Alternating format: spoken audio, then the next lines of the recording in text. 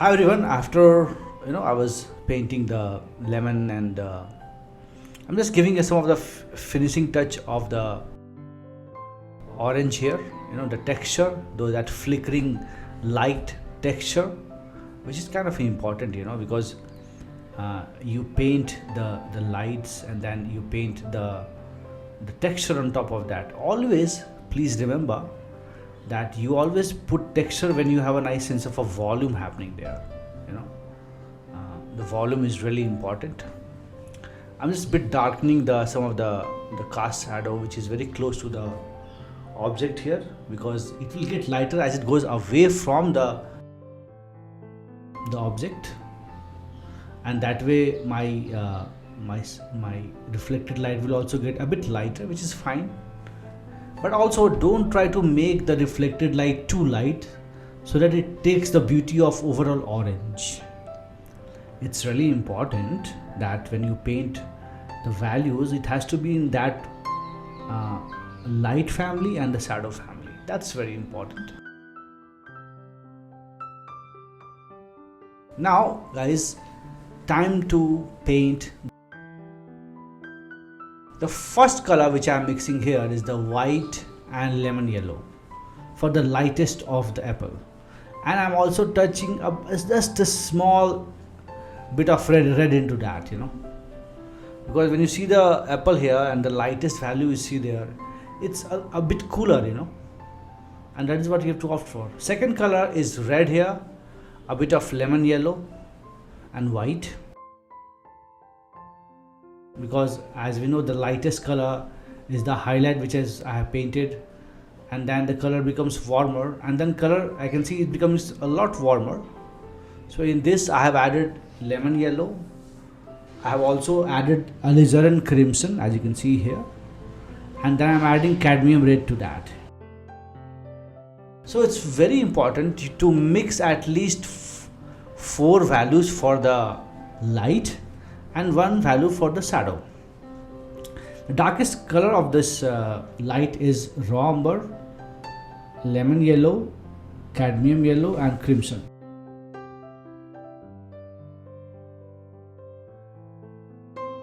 This is I'm painting the shadow color. It's pure raw umber, crimson, red and lemon yellow. And then I'm adding the shadow or the cast shadow color mixed with some red, raw umber and white.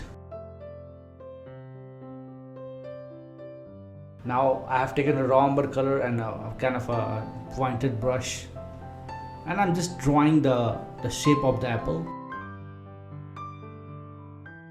You see, it's very important to mix the color and pre-mix the color while to paint it very, very well. Sometimes it's like you see something is off, then you go back.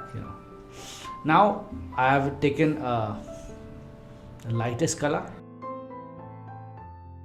and I will be putting the highlight here and there in the apple. See, this is just a sketch. You should start painting the first a very general local lightest color here for the apple here. I have added color number 2 here for that one. I'm just adding some of the lightest color there.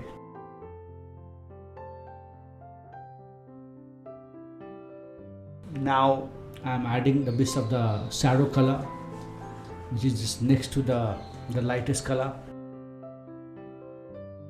Not the lightest, but the dark, like the light color is those color of the shadow, and that has a specific shape to that. You see, somewhere is green and somewhere is more on the red side. If I try to be a bit on the green side, I'm just adding a bit lemon yellow and raw umber to that. And these shadows, if I want to make it darker, then I'm adding some bit crimson, raw umber, cadmium red and lemon yellow to that, as you can see that.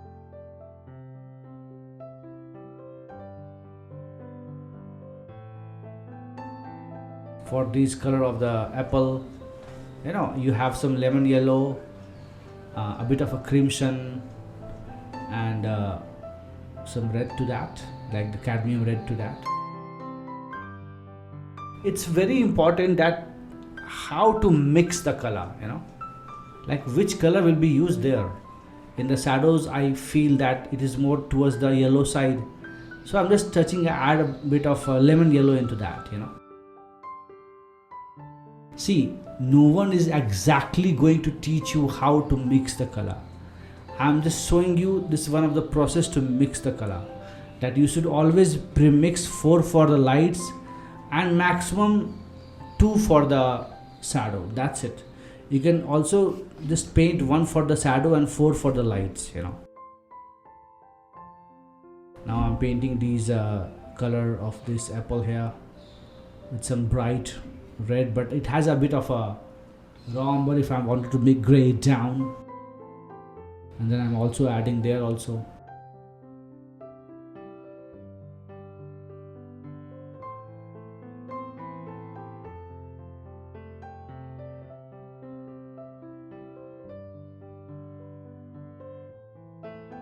Adding some lighter reddish color there.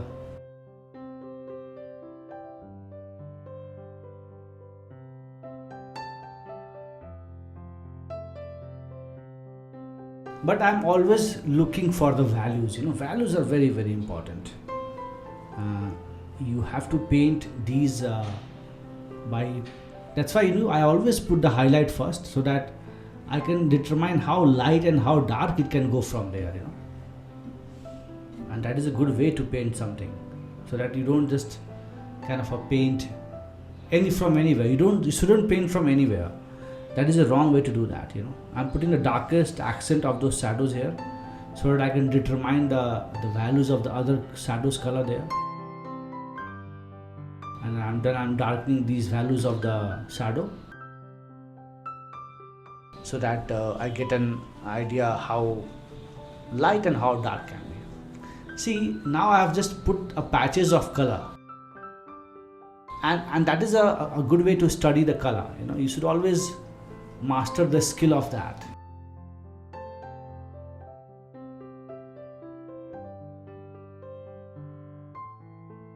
Put the darkest color there.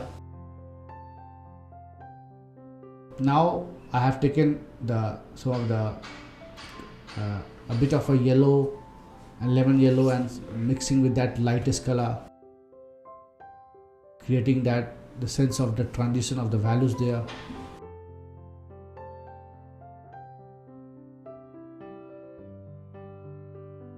And see, don't try to blend too much. Just try to put the strokes of the values and the colors. That is how you do the study of the color sketch, like what I'm doing here now.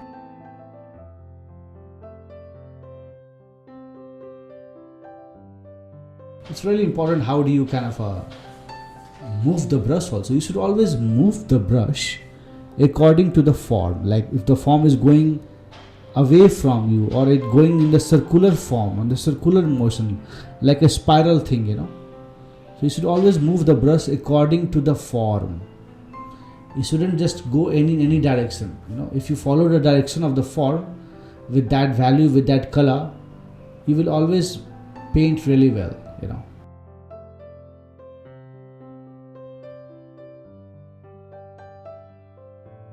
And that is what I'm doing here, painting the apples, to look for that value shift, the color shift.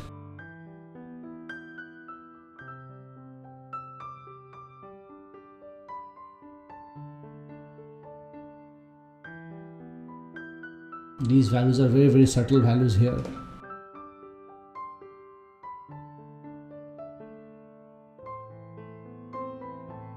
You see, so I am putting some of the darkest accent into the shadow here now, because earlier the shadows were looking a bit more lighter.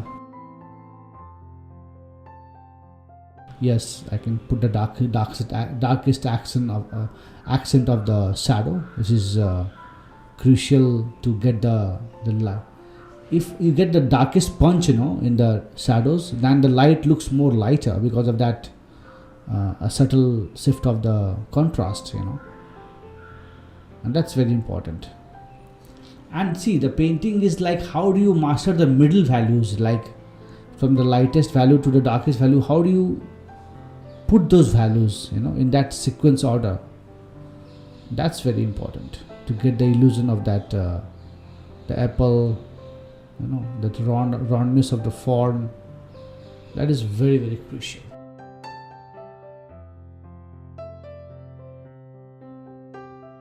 You see, I'm still touching here and there, getting that darkest accent. Same thing I'm doing here on the left hand side. There are some darker bit of the shadows happening there. So you need to really master the skill of painting.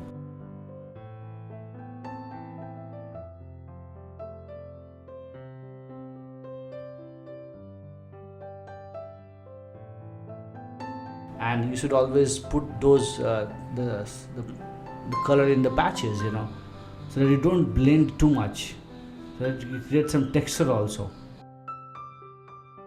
There is always a texture of the apples, texture of the like the lemon, the orange, everything has a texture to that, which you only paint when you are have really painted the form nicely, overall form.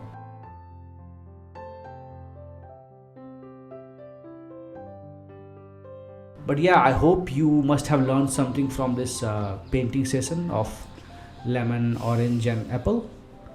And I will be kind of showing you more examples based on this. So guys, bye everyone.